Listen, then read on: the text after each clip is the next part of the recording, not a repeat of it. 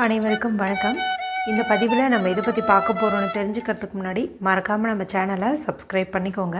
பக்கத்தில் இருக்கிற பெல் பட்டனையும் கிளிக் பண்ணிவிட்டு ஆளுங்கிற ஆப்ஷன் கொடுத்துட்டிங்கன்னா நான் போடுற வீடியோக்கள் எல்லாமே மிஸ் ஆகாமல் நோட்டிஃபிகேஷனில் வந்துடும். இந்த பதிவு மிகவும் முக்கியமானதுங்க. எல்லாருடைய வாழ்க்கையிலுமே மிகப்பெரிய தேவை அப்படின்னு பார்க்கும்போது பணம் தான்.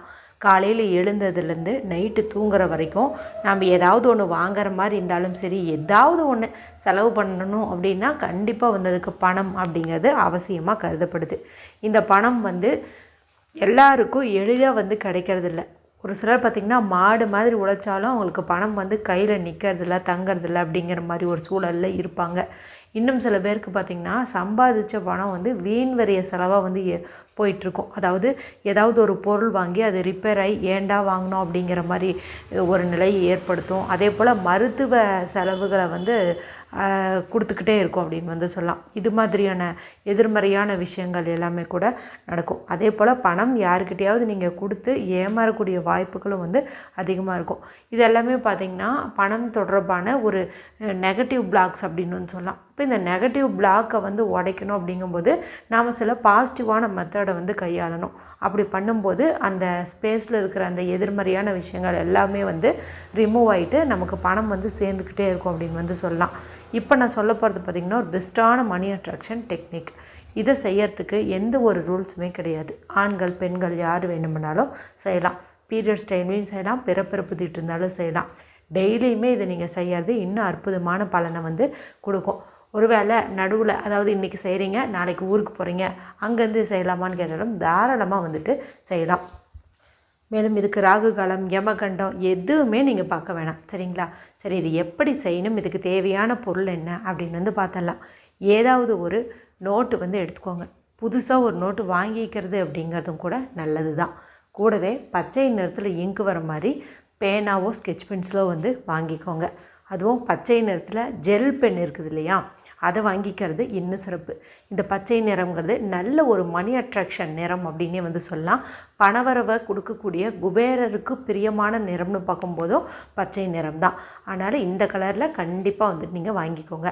நோட்டு ஆல்ரெடி வீட்டில் இருக்குதுங்க, ஆனால் 2-3 வேறு பேப்பரில் நான் எதோ விஷயங்கள் எல்லாம் எழுதியிருக்கேன், அதெல்லாம் நான் கிழிச்சிட்டு எழுதலாமான்னு கேட்டால் தாராளமாக எழுதலாம். சரிங்களா? வேறு ஏதாவது ஒரு மெசேஜோடு சேர்த்து தான் இது எழுதக்கூடாது. ப்ளைனாக இந்த நம்பர்ஸ் மட்டும் தான் நம்ம யூஸ் பண்ணணும். ஸோ வேறு ஏதாவது அதில் எழுதியிருந்தீங்க அப்படிங்கும்போது நீங்கள் அதை ரிமூவ் பண்ணுறது அப்படிங்கிறது தான் நல்லது. இல்லைனா ஒரு 4-5 பேப்பர் மாதிரி எடுத்துக்கோங்க. பியூரான பேப்பரை எடுத்துகிட்டு அதை ஸ்டாப்லர் பண்ணி வச்சுட்டு அதில் கூட நான் சொல்கிறது நீங்கள் எழுதலாம். சரிங்களா? சரி, என்ன எழுதணும் அப்படின்னு பார்த்தரலாம். நான் ஒரு நம்பர் சொல்கிறேன்.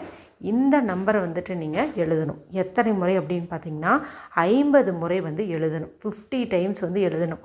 ஒரு நாளைக்கு 50 முறை இந்த மாதிரி எழுதுங்க. எழுதுறதுக்கு நமக்கு ஒரு 2 நிமிஷம் கூட ஆகாது. காலையிலையோ நைட்டோ ஏதாவது ஒரு டைமில் எழுதுங்க.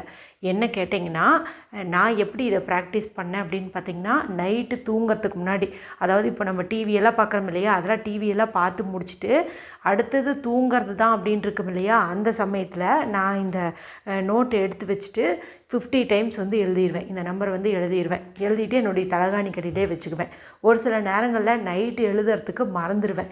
அடுத்த நாள் காலையில் எழுந்திருக்கிறேன் பாருங்கள், எழுந்த உடனேயுமே முதல் வேலையாக தலகாணி கட்டியில் இருக்கிற நோட்டு பேனாவையும் எடுத்துகிட்டு இந்த நம்பரை எழுதுவேன். இப்படி இந்த 2 நேரங்களில் நான் ஃபாலோ பண்ணிகிட்ருக்கிறேன்.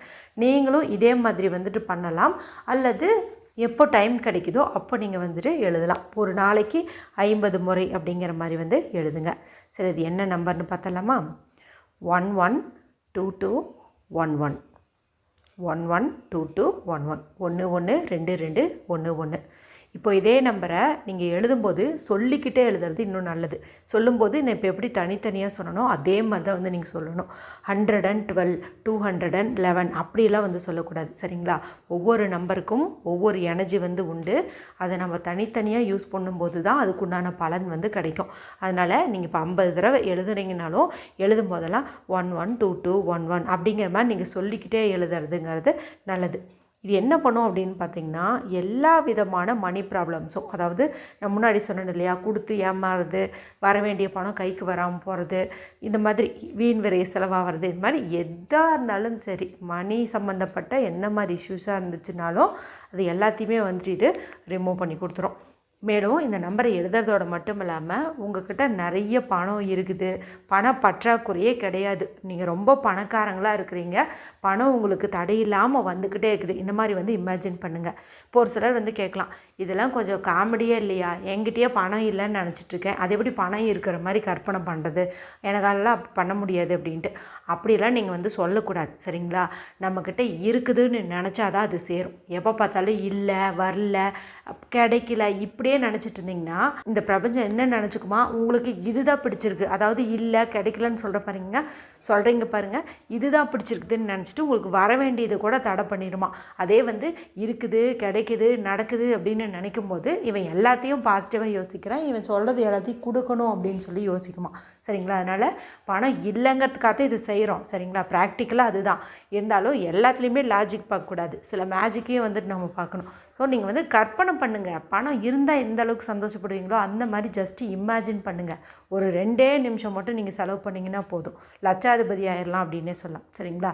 இதை எழுதுங்க, கூடவே நீங்கள் எப்பவும் போல் ஒர்க் பண்ணுங்கள்.